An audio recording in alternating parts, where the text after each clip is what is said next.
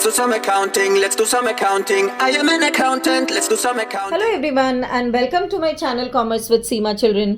सो सफ़र तय करते करते आज हम आ गए हैं कैपिटल एडजस्टमेंट ऑफ रिटायरमेंट के लास्ट पार्ट में। How is it different? Difference is only one adjustment which is different from all other questions which you have done.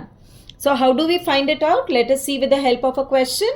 ये question आपके सामने है बच्चों।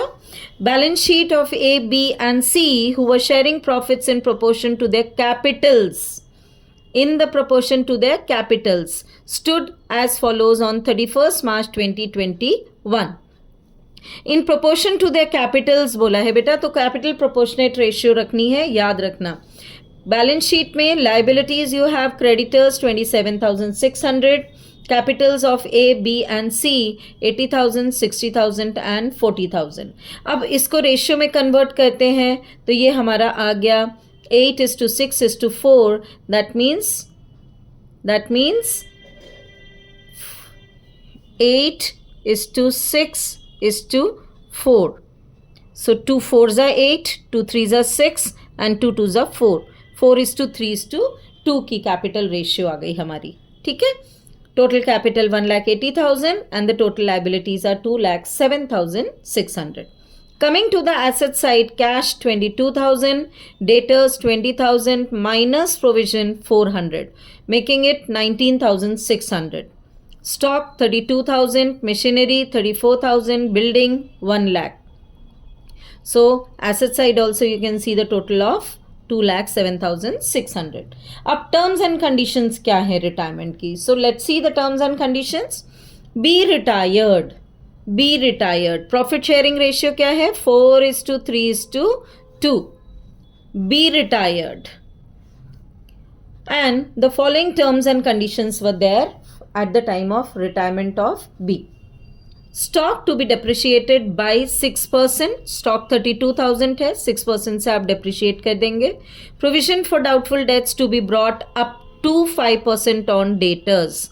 Up to 5% on debtors. याद रखना बच्चों, मैंने शॉर्ट्स में भी एक डाला है जिसमें मैंने बताया है कि this language of words make lot of difference while your calculations. Distribute, depreciated by, depreciated up to, depreciated to, all these words matter a lot. Building be appreciated by 20%, a provision of 3,080 be made in respect of outstanding legal charges. Now if you see the question, आप liability side में देखो कोई ऐसा provision नहीं है, so this provision is to be created. That means it is an unrecorded liability, increase in your liability. Goodwill of the entire firm be valued at rupees 43,200 and B share of it to be adjusted into the account of A and C who are going to share future profits in the ratio of 5:3. So new ratio क्या हो गई? 5:3.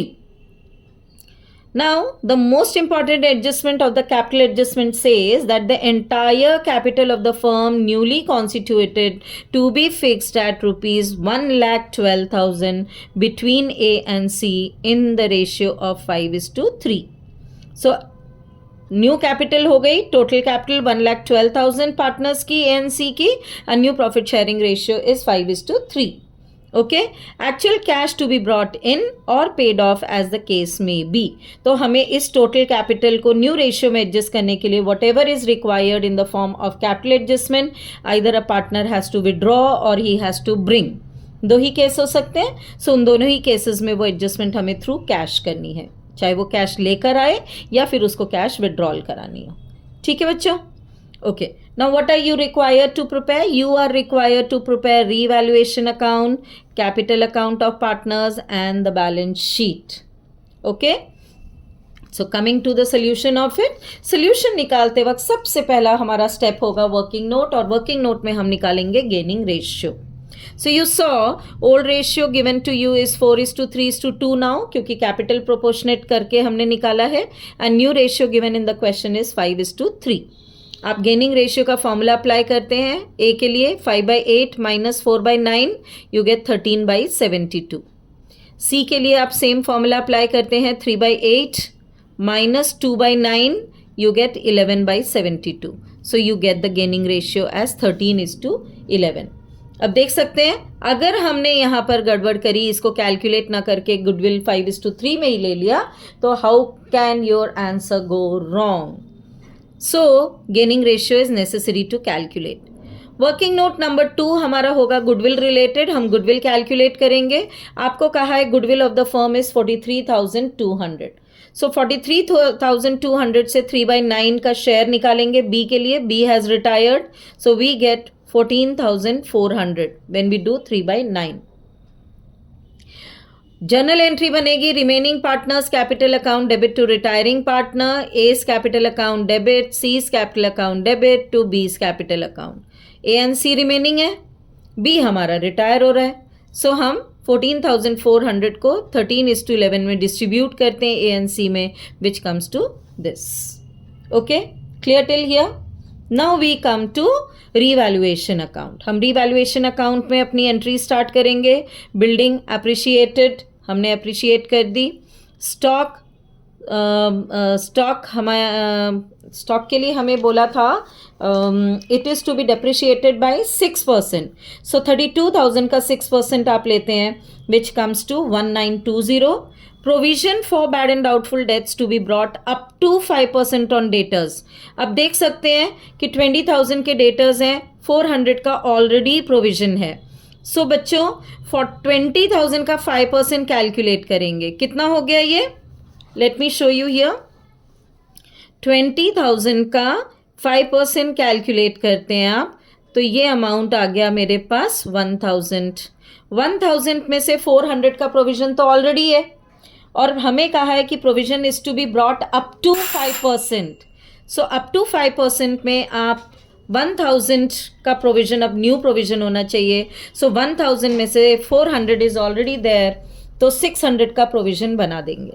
Okay, 600 का provision हम यहाँ पर बनाएंगे। Outstanding liability for legal charges are there, so ये unrecorded liability आ गई 3080 की। We are going to show that here.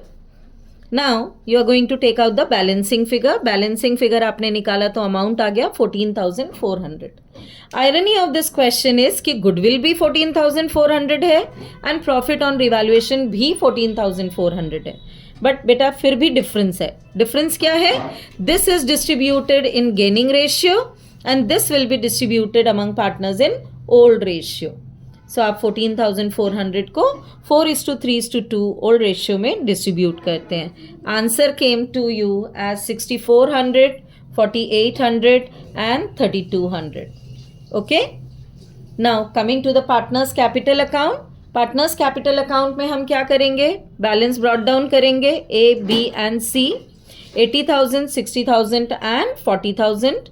Goodwill की entry A C to B, A C to B 7,800 and 6,600 करेंगे, और यहाँ पर रेसिप्रोकल इफेक्ट से दिखा देंगे बी के अकाउंट में 7,800 एंड 6,600।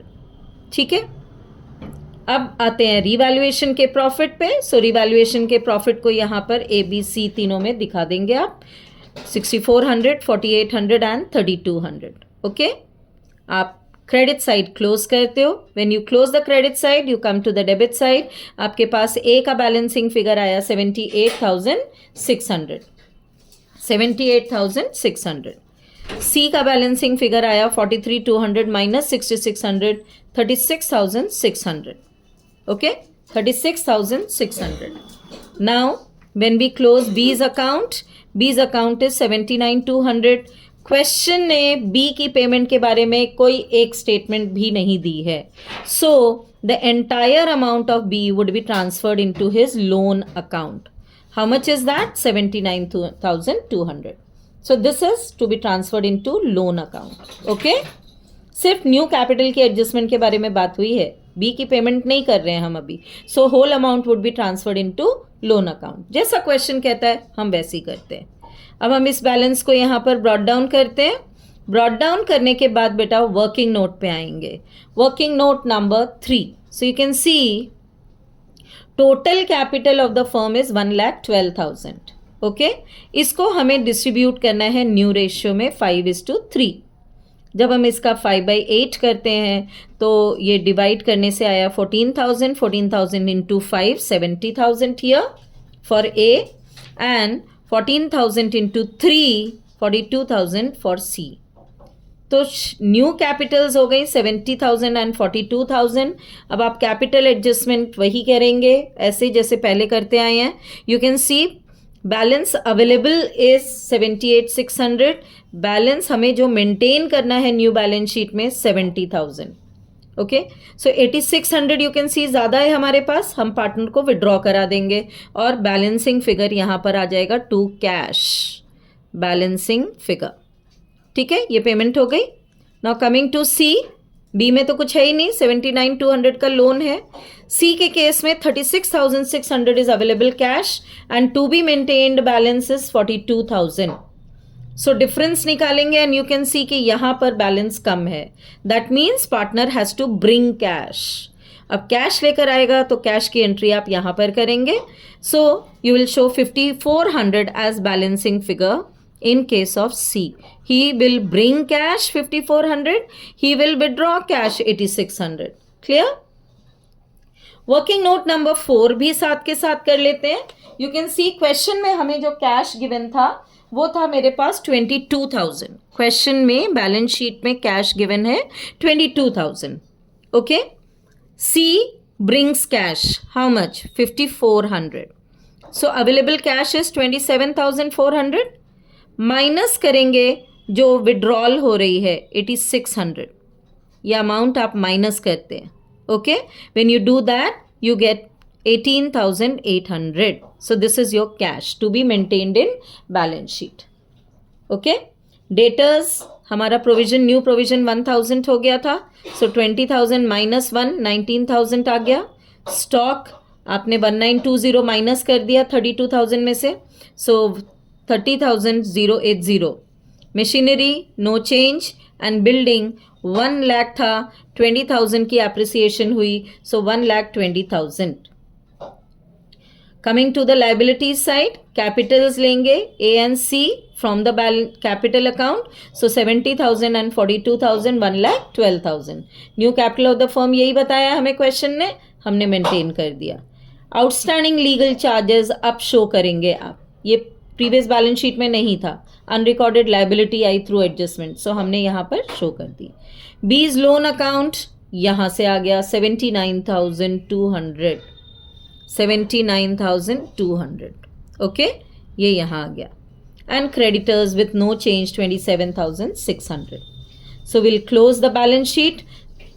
टोटल आया हमारा 2,21,880. With this our balance sheet tallies. So ये है कैपिटल एडजस्टमेंट हमारी रिटायरमेंट की जो सिंपलेस्ट है. एंड एडजस्टमेंट में अगर 3 कैपिटल एडजस्टमेंट्स के क्वेश्चन आते हैं तो रिटायरमेंट में भी हमारे पास 3 टाइप ऑफ कैपिटल एडजस्टमेंट्स आती हैं. बस हमें लैंग्वेज लेनी है and we have to be very careful with that, and we have to be careful in this portion of your answer. If this is correct, then your entire answer is going to be correct. और वो लोग जो बोलते हैं कि हमारी तो balance sheet tally नहीं हुई, वो यहाँ गड़बड़ करते हैं. आप अगर गड़बड़ नहीं करेंगे तो बैलेंस शीट ज़रूर टैली होगी.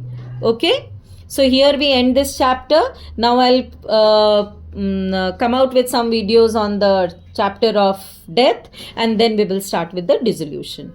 So thank you.